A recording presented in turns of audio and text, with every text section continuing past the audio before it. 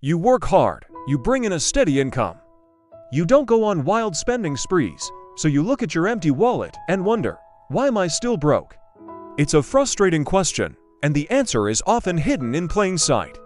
It's not about how much you earn, but about the subtle, almost invisible habits that are quietly draining your bank account. You might not even realize you're doing them. Today, we're going to uncover 5 of these hidden money traps that are keeping you poor and, more importantly, show you how to break free. Let's start with the big one. You think budgeting is optional. You might feel like you have a good handle on your money. You pay your bills on time, you're not drowning in debt, so you figure, I don't need a budget. That's for people who are bad with money, but here's the reality. Not having a budget is like trying to navigate a new city without a map. You'll end up wandering, taking expensive detours, and wondering how you got so lost. You grab a coffee here, order lunch there, and subscribe to a new streaming service you'll probably forget about. Each purchase seems small, insignificant. But when you don't track them, these little leaks add up to a massive flood. Before you know it, you're looking at a pile of receipts and a bank statement that makes no sense. You know money came in, but you have no clue where it all went.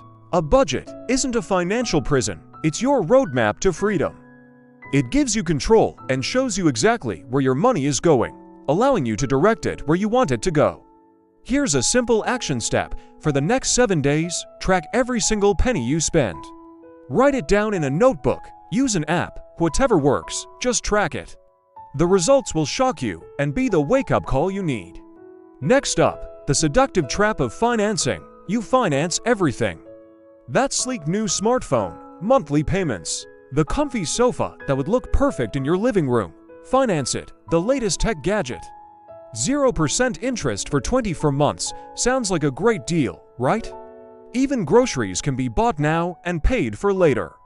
Our world is built on making it incredibly easy to get what you want right now, with the pain of payment pushed into the future. Each of these easy payment plans adds another small weight to your financial shoulders.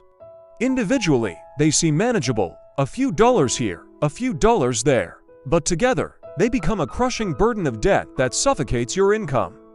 Every dollar you commit to a future payment is a dollar you can't save, invest, or use for an emergency. You're essentially borrowing from your future self and paying interest for the privilege. Here's a powerful rule to live by. If you can't afford to buy it twice, you can't afford it. This doesn't apply to huge purchases like a house, of course. But for consumer goods, it's a game changer. It forces you to pause and consider the true cost, moving you from a mindset of instant gratification to one of long-term financial health. Alright, number 3 is a classic procrastination tactic. You're waiting to save until you earn more. This is the someday syndrome. You tell yourself, I'll start saving once I get that promotion, or I'll invest when I'm making 6 figures, or simply, soon. The calendar pages keep flipping, month after month, year after year, and soon never seems to arrive. The problem with this mindset is that it's based on a faulty premise. You believe that building wealth is about the amount of money you save. It's not. Building wealth is about the habit of saving. Your income will likely grow over time, but if you don't have the saving habit in place, your spending will just expand to meet your new income. It's a phenomenon called lifestyle inflation. You get a raise, and suddenly you need a nicer car, a bigger apartment, and more expensive vacations. You'll end up in the exact same spot, just with shinier things. The solution is to start now, no matter how small. Can you save $10 this week? Just 10, automate it. Set up a transfer from your checking to your savings account. The amount is irrelevant at this stage. What matters is creating the muscle memory, the non-negotiable habit of paying yourself first. That habit, not the dollar amount, is what will compound over time and build true, lasting wealth. This brings us to our 4th point. You're too busy trying to impress other people. Your neighbor gets a brand new SUV, and suddenly your reliable sedan feels inadequate. Your coworker talks about their luxurious vacation, and you feel a pang of jealousy, immediately scrolling through travel sites. We live in a world of constant comparison, where social media feeds us a highlight reel of everyone else's life. The pressure to keep up is immense, so you buy things not because you need them, or even really want them, but to project an image of success. You're living a status life, The problem is, this status is funded by debt and a lack of savings. You retrading your future security for the temporary approval of people who are probably too busy worrying about their own lives to care about what car you drive. Imagine two paths. One is the status path, filled with shiny objects and financed lifestyles. The other is the investment path. It's less glamorous. It means driving an older car so you can max out your retirement account. It means cooking at home so you can invest in the stock market. The first path looks impressive from the outside, but it's a house of cards. The second path is about building a solid foundation, so stop trying to impress others. The only person you need to impress is your future self. Make decisions today that your future self will thank you for. Finally, the fifth thing holding you back is that you don't have a plan. You're standing at a financial crossroads, completely overwhelmed. The signs are pointing in a million different directions. Invest, build an emergency fund. Save for retirement, pay off debt. All of these are good things, but when you try to do everything at once, you end up achieving nothing. It's called analysis paralysis. You get so stuck on trying to figure out the perfect first step that you never take any step at all. You just stay frozen while your financial potential wastes away.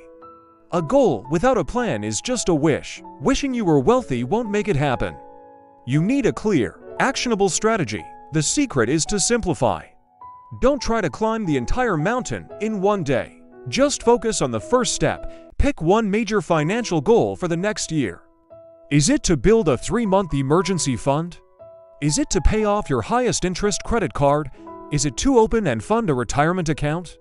Choose one, just one. Once you have that goal, work backward. Break it down into small, monthly, or even weekly actions. This creates a clear roadmap.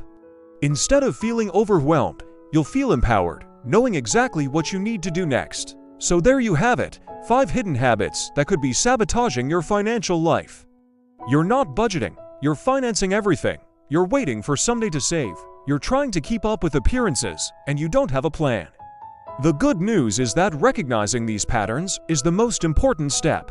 Now you can take action. Don't try to fix everything at once. Remember the power of one. Pick one of these areas to work on this week.